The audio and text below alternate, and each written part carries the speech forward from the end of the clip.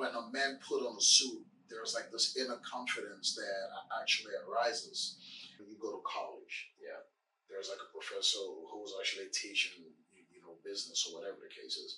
If they don't have a business, how can they teach you on like how to maintain a business, how to start a business if they don't have one? God says that everything He made is perfect. Everything He made is good. Thank you for allowing us to do this interview. Father, we have planned, and yet you're aware. God, I'm asking you for your wisdom. I'm asking you for your knowledge and understanding. Teach us and show us your ways. Teach us your precepts, oh God. Let this be of your will and help those who are in need. In Jesus' name. Amen. All right. That's good. Let's go. Welcome, ladies and gentlemen, to an episode of Sean Takes On, where we talk to the leaders of today to empower the ones of tomorrow. Today, I'm joined with my guest, Zulu Bao, family man, amazing person, Preakness driver, amazing man all around, business, family, social, all of that. And Yake Mason, how are you doing today? I am great. I'm awesome. And I am blessed to be here. Absolutely. Let's get right into it. So, tell us a little bit about your upbringing, where you came from, where you got started. All right. Well, my name is Michael Nyake Claudius Mason. Born and raised in Sierra Leone, West Africa. Fled from the Civil War.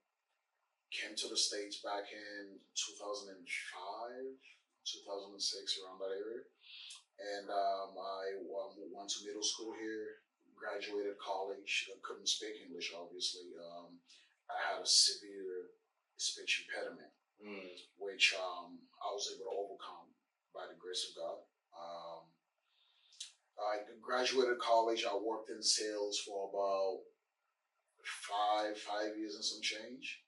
I got fired. I almost kind of lose myself, obviously, but I was able to pull myself back up because through every trials and tribulations, there is strength. Yes. There is a lesson to be learned, and by the grace of God, I was able to learn and move on. So now I'm here.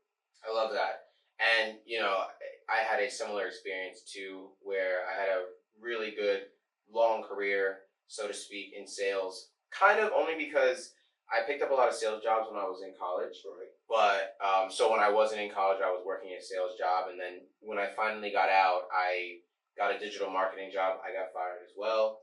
And so, I understand where that comes from. And then obviously what we're going to talk about next is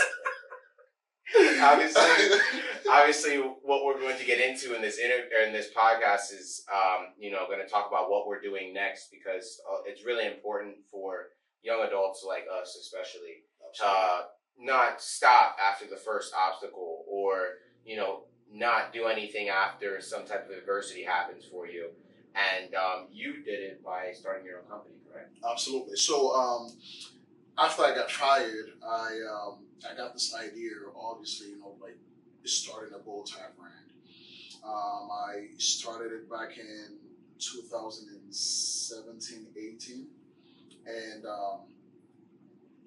the business went, it was going very well until obviously, like the COVID hit, and then like stuff happens, business got slowed down. So then God gave me another idea of actually starting a hot sauce brand, which I started right after COVID, and so it just kind of took off. However, somebody stole my brand, they trademark it, and so now like I have to start something else new, a new name, a new brand, and et cetera, et cetera. So that's where I'm at right now. Right. Okay. Tell us a little bit about your bow tie brand, because actually I knew you had really good bow ties when you would show up every day for the Preakness. You came in different colors. I think somebody asked you one time, where did those come from? Right. And you said you made them. Correct. So I make my bow ties by hand in Baltimore, Maryland, right here in this basement. Right here where I'm sitting at. And so the idea actually came from the Holy Spirit. Bow ties. So the reason for the bow tie is basically, you know, to empower young men. So basically, uplifting young black men to be presentable and to actually carry themselves in such a high standards, because we have a tendency of sagging our pants and not dressing well out in public. So I want to change that narrative of the black man. So by wearing a bow tie, it makes a statement. It makes a bold and powerful statement. Right. So that was part of the reason why. Right, and it's often, we actually had this conversation prior off camera about how and we'll just be candid about it. I don't really believe that a lot of African Americans, especially now, that are portrayed in the news, because again, there's a lot of things happening, very diverse. We all know that media is not really good representation of what is actually happening on a grander scale. But how media portrays black people has been a serious issue of mine that I talk about very openly to everybody. And I think that your brand alone, just with the bow ties, really does make a highlight or an impact. I like the idea. I like that you promote that through the use of bow ties. How did you know that was going to connect, though? Because there's bow ties and there's like coming down to in the individual. How did you know to put those two together, I guess? There was something about someone actually putting on a suit. When a man put on a suit, there's like this inner confidence that actually arises. It makes that man bold. It makes that man confident. It makes that man feel responsible, and it also makes that man take accountability of his actions. That's what dressing up actually, do for someone. Now, when you add an accent of like a bow tie, that bow tie, like when you see so many people, everybody's wearing a tie, but you hardly ever see someone wearing a bow tie. And I guarantee you, when you step in a room, full of well-dressed men, but everybody's wearing a tie, and you have a bow tie, everybody in that room is going to remember you. Everybody will be like, "Oh, that's the bow tie guy." Just by your appearance alone, just by one appearance, people will see will actually deem you differently.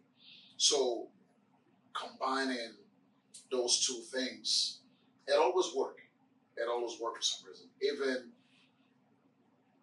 this might kind of sound wrong or whatever the case is, but I could go to the hood right now and I could get a brother from the hood and I'll put a bow tie on that brother. It's going to be a different man. Yeah. That's a promise. I like how, now that you do mention it, I think when us as men, we do wear suits, it does make us feel a certain type of way. Absolutely. So there's a level of professionalism. You carry yourself differently. Correct. And now you can accent it with the bow tie. Absolutely. Like you said, not a lot of people wear bow ties, they wear ties. When you wear a bow tie, something different, you stand out better. Absolutely. It's actually funny, I interviewed the president of Sacred Heart University, and really? He loves bow ties. So when you wear a bow tie, when you actually wear a bow tie, he goes out of his way to introduce himself to you, or he likes that, right? So whenever there is a formal event or anything that Sacred Heart does, he's always wearing a bow tie. He doesn't wear a regular tie. And when somebody else wears a bow tie, he'll come over and say, "Nice bow tie." So you see what I'm talking about? You're absolutely right. And so it does work. And I think that's like such a great idea, because it's such a great idea in two reasons why. I'll say the first one is because bow ties, it's very easy to put on. It's not like I have to sit here or go do a march, or I have to change my whole persona to wear a bow tie. Correct. I just have to buy one, put it on, it's done. Exactly. And the second reason why I think it's a great idea is because people really do, I guess to add on to the first one, people really do express themselves with how they wear. And you see that's a big thing, too, for how people express themselves. A lot of times, people are not too much vocal. It really comes down to the type of clothing, the choices they wear. And you really hit the nail on the head with that. And I think it's a great idea. I think that Black men especially should start dressing better, which is ironic how we start dressing here, but we're just coming from work. So. Right. But even still, it's super important And I agree with you that black men need to carry themselves better, not in only the way they dress, but how they handle themselves too. Correct.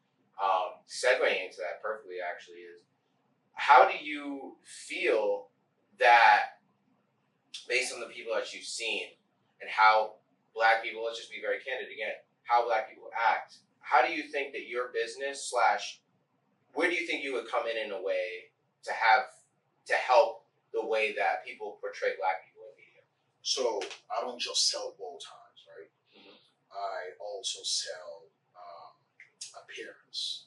Appearance in the sense appearance speaks volumes. Yeah. So when I am selling someone a bow tie, I'm also educating them, right? Of like how a black man should actually kind of portray himself in public. Obviously, if it's like a young, like a young black brother, I'm always trying to, give them more than just a bow tie. I'm not just selling a piece of fabric. I'm selling class. Yeah. I'm selling elegance. I'm selling perseverance. I'm selling confidence. So my goal is to always teach the young black man. My goal is to always teach my black brothers whatever knowledge and understanding I have through fashion. Mm-hmm. I'm always trying to give that out because I have a mentor by the name of Smith. Okay. Ronald Smith. This brother is elegant. I mean, his speech is so sound that when I'm around him, it forces me to actually be better. Right? So even you, right? When I'm around smart minds, it forces me to do better. So I want to take that same gift that I get from my brothers and pour it out into my brothers as well. So that's where I'm at. I love that, actually. It's really important that us as black people and brothers, that we hold each other up and that we are setting examples. We have very important conversations. We're not just talking about random things. How important is it for African Americans, especially representing their family, for the man to hold themselves in a professional manner as well as being a leader in their relationships? It's extremely vital. Simply because when you leave the house, you're not just representing yourself. When I leave the house, I'm representing my family's last name. I'm representing myself. I'm representing my wife. I'm representing my mentor. I'm representing, my younger brother. So when we leave the house, we have to have this understanding that we're not just representing ourselves. And there's always somebody watching. There's always someone watching. So we have to take that into great consideration, that when we wake up and dress up, there is something behind that. There is an attitude behind the way how we dress up, right? So some people will just wake up and just throw stuff on. No, I am intentional with how I dress up. So I wear like a 3-piece suit today, right? So gray actually means confidence. I woke up with a great sense of confidence, and I said, okay, I'm going to dress like it. I'm going to feel like it. So as a man thinketh, as I was telling you earlier, so is it. I woke up feeling confident, so therefore I appeared in that sense, in that way. So a black man, especially in America, we should, number one, stop sagging our pants. We should dress accordingly. We should dress appropriately. And we have to change this whole stupid freaking narrative, man. It pisses me off. It really gets on my nerves. How do you do that? Because obviously you're an advocate for that. So how do you resemble that, or what's the word I'm looking for? How do you emphasize that with your family? Well, first, I don't just tell, I show. Right. It's important. Exactly. So I wake up with the intentions and feeling of that morning. I put on what God tells me to put on, and my goal is to show my young black brothers, like, you can look good. You don't have to have much. You don't have to have much to look good. And in that sense, I can show you, I can teach you. You can go on my Instagram at Nyaki Mason. you will see that most of the stuff that I have, it's kind of like the same thing, but I just mix it up. Right. If you really pay attention, I mix things up. I don't. There might be once or twice that I wear something different, but most of the things that I have on there is, it's like the same outfit. So you don't have to have enough to look good. You don't have to have enough to look good. It's important. I just want to highlight the most important things that you said. It's important for black men to hold themselves together, to look professional. It's important to lead by example, but it's also important to, again, for both of us, to bring each other up and always having us, be better, a better version of ourselves. Absolutely. With those three things in mind as well. To come together, really, I think you have to have your own style and uniqueness to it, Absolutely. right? Like you just mentioned that you mix it up, right? But you still have a similar style. Like you have a certain style in which you stay consistent with. Correct. How can somebody adapt that? Because style, in the sense that not just your clothing, but how you carry yourself too, right? You have to identify as somebody. You have to identify as yourself, and emphasizing that through your clothing and how you move, how you lead by example.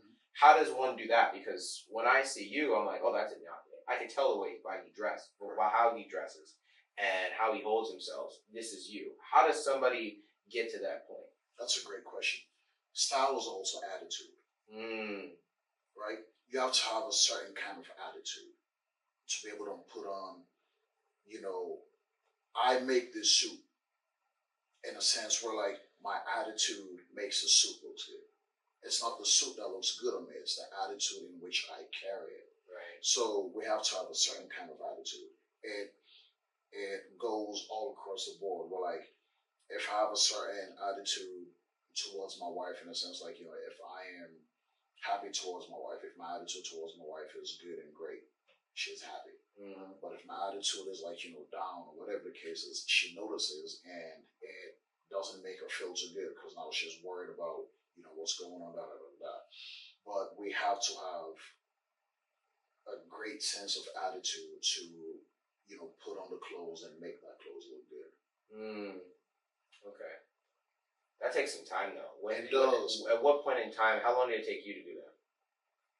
All honesty, so my parents have been dressing me up, since I was a kid, right? For school, for church, or whatever the case is. And it was up to me to actually, like, build that kind of an attitude. So I had a speech impediment. Like, it was bad. It was so crazy. So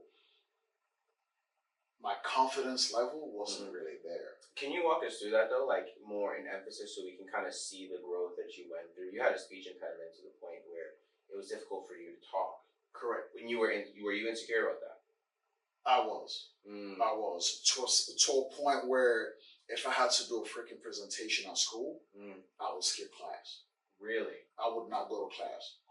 And if I have to make it up, I would, I would go to the bathroom, get water and just, wash my whole head and wipe it down and come to class. And I was standing at the door, like, just like shaking. Oh my God. Not wanting to do it at all. And so it's insane, man. Life is crazy. But yeah, I was, extremely insecure about it. And it wasn't until one day where I put on a suit for class. And I said, you know what? Let me go ahead and try something different. Put on a suit, went to class, I did a presentation. It went so well that the teacher was like, you have been this good at actually freaking presenting this whole time, and you have been fooling us. That's what she said.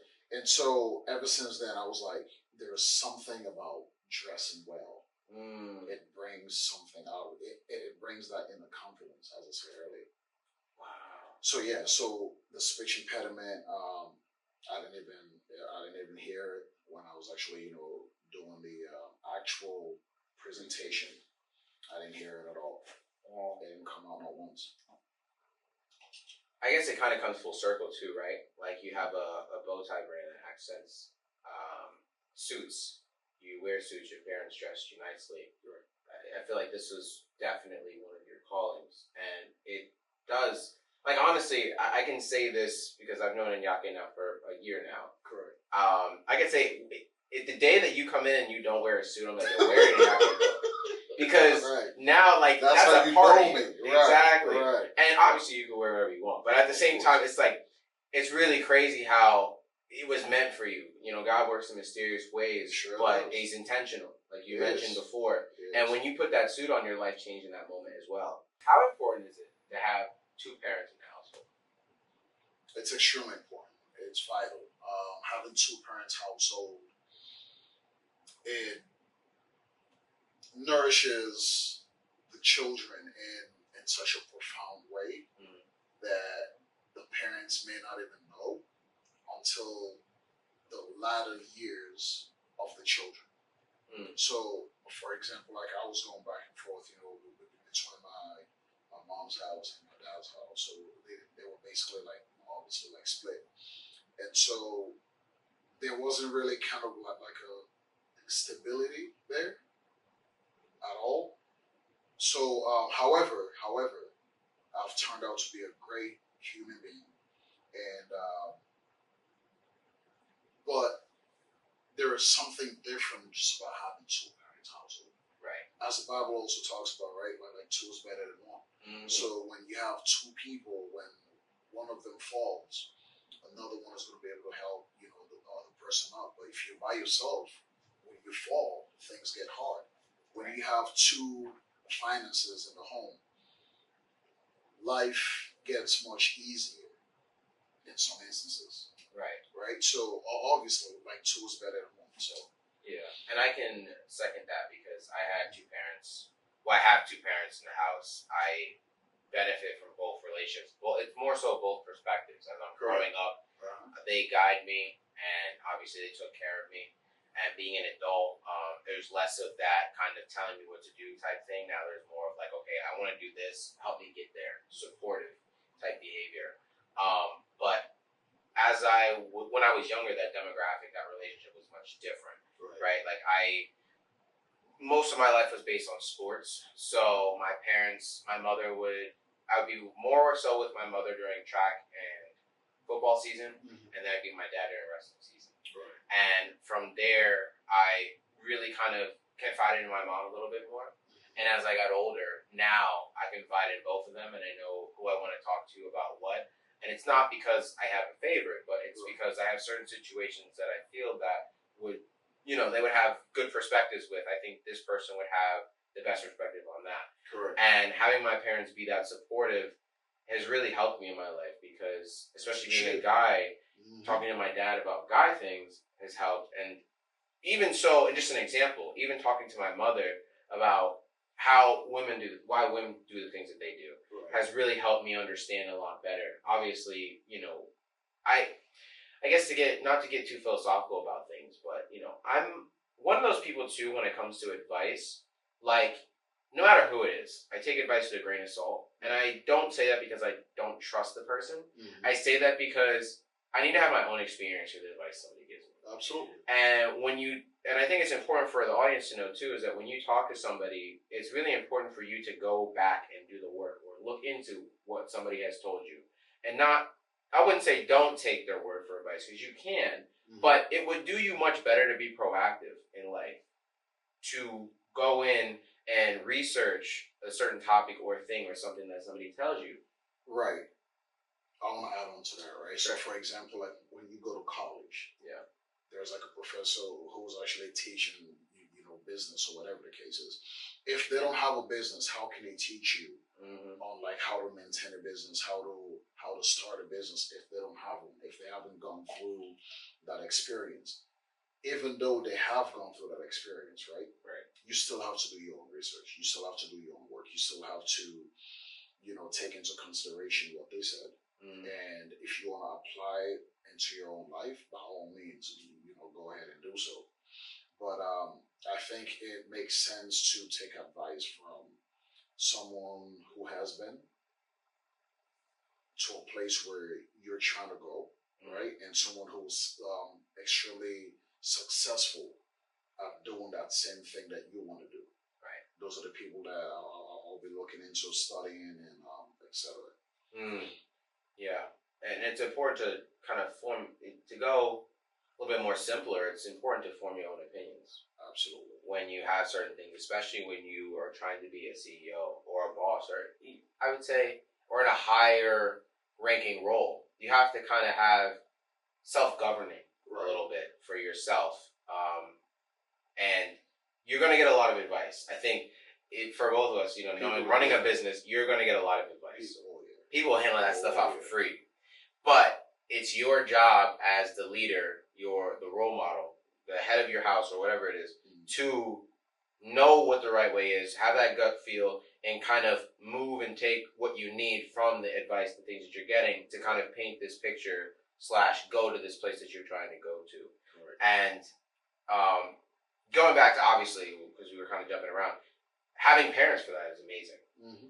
But also having your own perspective, proactivity, thoughts, and opinions is super crucial in that. It is. Because if you're not living your life, you're living somebody else's.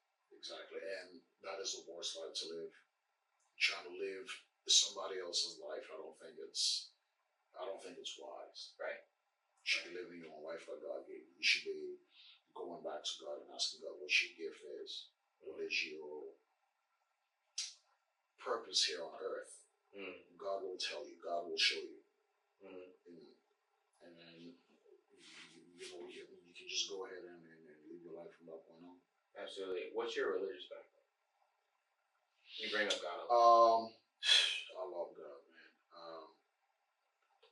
So my dad's side is Catholic, and my mom's side is obviously Christian. So as of right now, I follow Christ.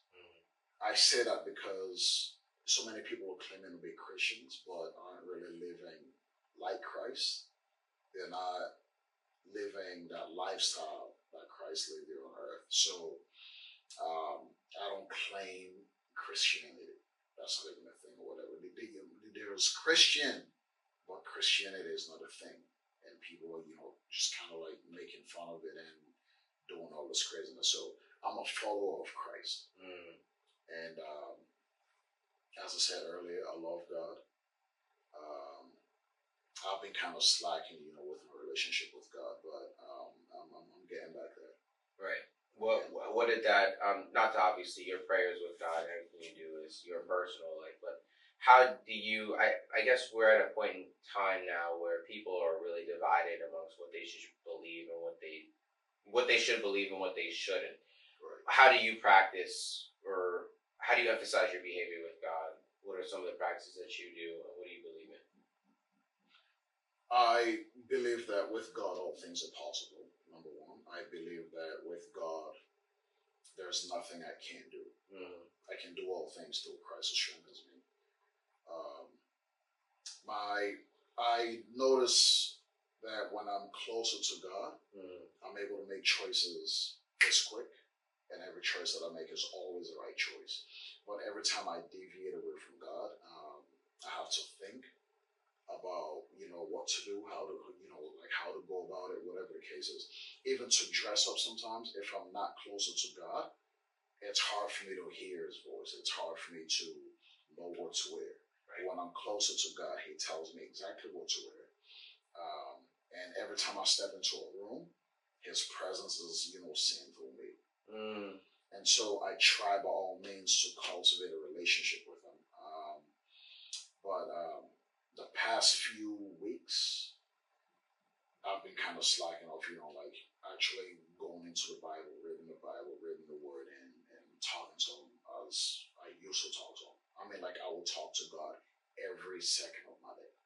What should I wear? Which underwear should I put on? Which socks should I wear? Why is this happening? What's going on here? I'm a child. I want to know everything. I want God to tell me, right, what to do, how to go about things. Why do you think you're slacking? What has come up? All honesty, I think it's the worries of life. I've letting that stuff kind of go in front of God. I'm focus on the things that God normally controls. I'm trying to control those things, which is the wrong path for you to take, obviously, in life. You should never try to control what God has under control. And so I'm learning to pull back and let God be God. Okay. And I'm a binyake. That's it. That's really it, bro. Is that more so when you say things that you're trying to control that God can control? Are you referring to like things that are out of your control that you're trying to control that you may have not let go, or that you may not realize are out of your control but are trying to control? Or is it more so like a feeling in which you know that you need to make a certain decision and you're not, and it's for some reason because you're not ready or something like that? What exactly do you mean that you're trying to control things that God is supposed to be controlling? For example, there is this one company, I'm not going to say names, Okay. that I want to take to court, right? I want to sue these people, like badly. And it's like God is telling me to wait, but my flesh is saying like, no, I want to do this now. Like I want to, I want to go to battle, I want to go to war.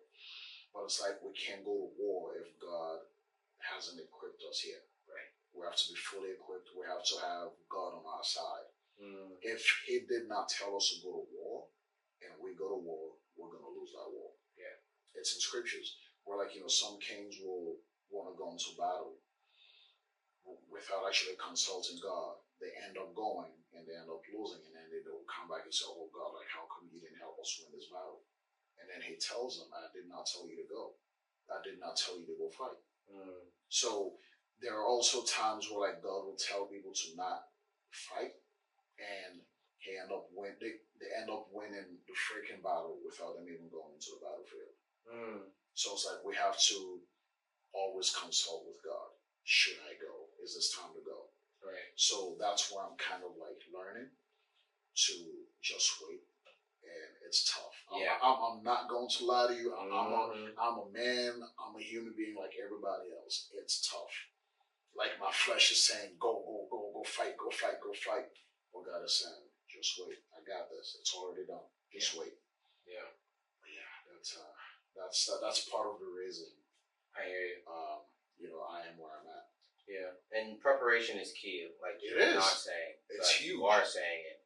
And, God is sometimes that thing that you're waiting for. Yeah. For Him to kind of give you that okay. You have to have patience. Yeah. You have to have patience. I think patience is one of the hardest things. Patience is one of the hardest things, right? Like, I see it a lot because now, I have two companies. So I see it a lot when you want things to work. A lot of it comes down to patience and kind of waiting. Yes. You do your part and you just wait. And that's why the best way to explain for those people who are trying to start a business, I say a business most of the time it's a slow burn. It's a slow burn because, you have things you're putting in place, you're doing it, and okay, I got to let it, work. I got to let people hop in an app. I got to let people, figure it out. I got to, and then, I got to wait for somebody to get back to me. It's always you're waiting for somebody to do something, and it's very frustrating. It is. And it really is. It's just because you're sitting there. It's not because it hurts. It's just you're just sitting there. And, But no, I hear you. And God plays a big role, I think, for you in this conversation, in your conversations. And I think that's amazing, for a lot of people. For me, I would say, like, I'm not heavily religious, but I do pray every day. I have to pray every day. And that comes from the fact that at first I lacked a lot of confidence in myself. And I was at a point where I really didn't like myself at all. And I knew that was going to be a problem, especially if I wanted to elevate to the level that I wanted to be at. Right. That has to come naturally. Right. And so I realized that the thing that gives me belief and faith in things in myself is praying, being vocal with God, and having my true, transparent honesty come out. And over time, as I've written things I had down and got focused on what I wanted to do from prayer, it's become a lot easier to live life. And that is just one hump that I've already gotten over. Correct. And that was so much for me because it was difficult to get through every day, one, to quiet the mind, but also for me to really get focused and really think that I could do it, because it all just comes down to who wants it bad enough, really, in life.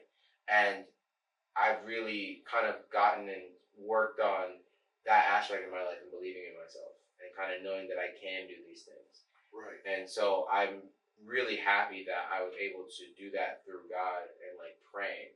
And actually, a little side note, my favorite, I would say, I don't know what you call it, because there's a YouTube video that I watch all the time. It was with Bishop T.D. Jakes, and he had a video.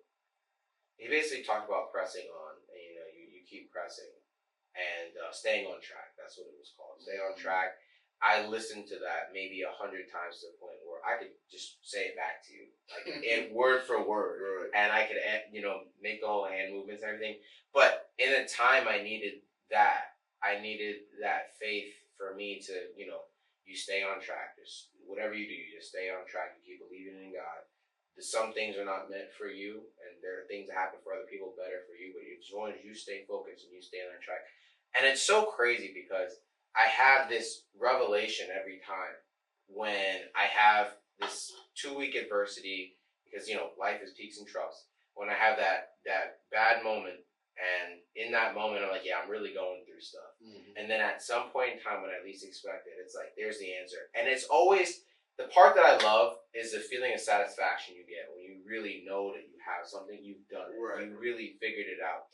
And it's kind of like this silent battle that nobody knows about, really, for me. And the video that God sent me, I would say God sent me because I would have never listened to it if I didn't really feel some type of way towards it, had really allowed me, even now, on my way here, actually, I listened to that video for the first time in like months because I was like, I'm good, but, and as we talked about off the camera, I was going through something, but that video really was like, all you have to do is stay on track, just stay focused. You're going to be okay. And it's literally God talking through me to the things that I like to do. He'll speak to you. He really will speak to you. And it's crazy because how he speaks to you, it makes sense. God says that I will never leave you nor forsake you, right? So, and then the Bible also talks about when you go through troubling waters, it shall not drown, or you shall not drown, or it shall not drown you, whatever, whichever context it was used in. Right. So, those are the kind of things that actually keep me, hopeful and knowing that regardless of the storm, right? As an eagle, I will rise and I will, soar towards that storm and just overcome it.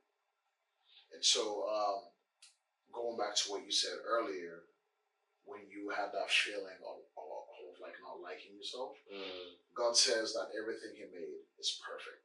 Everything He made is good. You're one of those things that He made. I'm one of those things that He made. He said you're fearfully and wonderfully made. That's all in the text. So it's like, nobody can tell me anything about me. Yeah. God says, let us make man in our image, right? I am made in the image and likeness of God. Yeah. So I am a reflection of my Heavenly Father. So I walk with the confidence. I talk like it. And I feel it. Like, you know what I mean? So I think you should be diving more into the scriptures and like reading like the uplifting, Bible verses. That will definitely take you a long way, bro. Yeah, I think so. You want to send it to me? Absolutely. I would love to get into it. I got you. I would. The thing is like, I got you. I'd love to get into the Bible. It's just, I have a trouble with reading. Like, I stare at words. And my brain works in overdrive, trying to read 2 sentences, and I'm like, it's been 2 hours. I don't know what's going on. Like, you know what I mean? So if I had somebody with me to read it, like a Bible study or something like that. I mean, I went to a Bible study and it turned out to be a cult, so I'm not. I don't know if Bible studies are my thing. I don't know if I'm good at picking those, but at the same time, man, I got you. Yeah, I definitely would be huge. Huge. What's your opinion of college? What? College is a scam, bro. College is a scam. I think that school creates employees. College, when you think about it, right? You go to your own college, you graduate, you apply for a job, and the same job is telling you that they expect you to have 4 to 7 years of experience. But my guy, I was in college doing that. Once you take that 4 years and apply it into the amount of experience that you want me to have, and by you hiring me, I will then acquire that remainder of experience that you want me to have. School is a freaking scam. Now, if you're going to school to become a lawyer, doctors, absolutely, it makes perfect sense. But most of the things that I've learned about business, about the law, and et cetera, I learned on YouTube. I learned by reading. I learned by going on the internet and actually read and study and do those things. But school, I mean, like all the classes that I actually took in college, I'm not using. I'm never going to use any of those subjects until I leave this earth. I'm not going to. So, what's the point of having those kind of topics and subjects in class in school rather, if we're not going to use them? Yeah, I agree. I said this briefly too, off camera, but I believe that colleges should have science, technology, engineering, and math for colleges, and then having more of a feeder program for businesses that need those types of people for sure. There definitely needs to be a better relationship between businesses and colleges. I think because at this point in time, and this is from my own personal experience, when you leave college, it is so hard to get on your feet. It is. Especially after people have already taken out debt. Yeah. I think that's one of the hardest things. You feel empowered as soon as you take that cap and gown off, and when you get home, you're like, "Oh, wait a minute, this is really this is real." And you're kind of just dropped into life, and you have to figure it out. And for some people, they don't get but so far. And I think it's kind of a good thing though, only because you're experiencing real world life. Like I think some people learn best when you're in the heat, you're in the fire, and you got to get out. Absolutely. Some people don't, and that could be a whole other topic for another time. But going back to the college thing, I really do believe that science, technology, engineering, and math should be there. There should be more of a feeder program into jobs. I think jobs should be more open to taking risks because obviously employees are a liability. So, what's it called? Employees and businesses should be taking more risks for getting those new employees because there's so many of them, and they're willing to learn. And I think, but for a business, it comes down to the facts like, all right, you get the job done or you don't. And that's the risk. You can mess up very bad, or you can see very well. And sometimes some companies are not trying to take that gamble, especially if you haven't had a year experience under the belt underneath the field that you're trying to go, which is why it's hard for people who are just starting out to get that first job. The next thing I would say on why colleges and why I agree with you, is because, nursing and healthcare, obviously right now, and during COVID especially, was such a help. People are making so much money. It's very serious. I feel like they're still riding that wave all the way up. So that's definitely necessary in college. But I would agree with you and say that business does not belong in college because I don't think so either. For starters, it's going to change in 5 years. The curriculum is still outdated to this point. Exactly. Being somebody, I've also got my bachelor's and master's. My master's degree helped me the most. Yeah, I definitely think if it is a scam, I think it should definitely be changed. It should. Absolutely. And that's just the educational piece of it, right? We didn't even get into the whole, money and how they make money and all that stuff as well. Because that will be a long, long, long topic. Absolutely. But just to kind of wrap things up, for people who are looking to join college, you can absolutely join college. You can do it. Just experience it. I actually had some takeaways. I would say that it did help me for the situation I'm in. It gave me the training wheels to learn how to balance two things at once. Right. Meaning that being an athlete and being a student. It allowed me to fail, but also not to the point where I'm struggling to the point where I'm stuck. I think that was one of the best things because I was just thinking about it. I was talking to my friend I went to college with the other day, I was like, college is like actually really hard. It was actually really hard.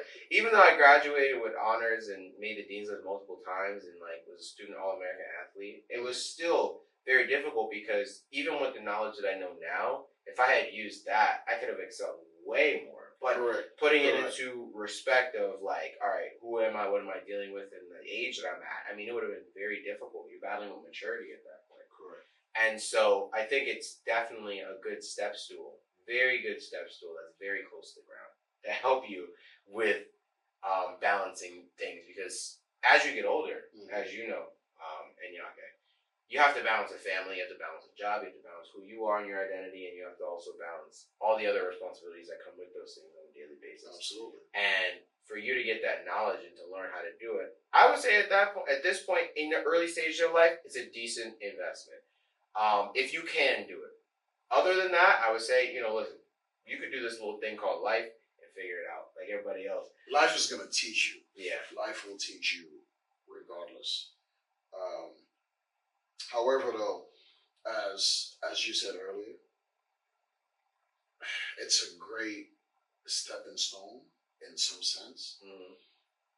But if I was to go back and do it again, I think I would not take that chance at all. I would rather just graduate high school and I'll go straight into trade school.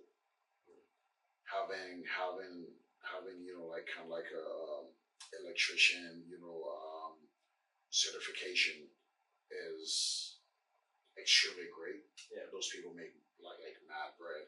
Yeah.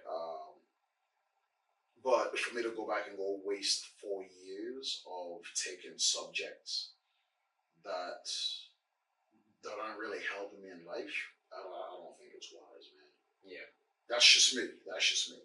Yeah. I could be wrong, but that's just me. That's just my take on it. I 100% agree. I think that is a great thing. I think, the trades are low interest, but they're high in demand and Absolutely. They are high in reward. Exactly. And my dad was trying to drill that in my head because we had actual trade high school back where I was. And I had the option, to either go to the public high school or go to the trade school. And I chose to go to the public high school because I wanted to wrestle. I wanted to do sports.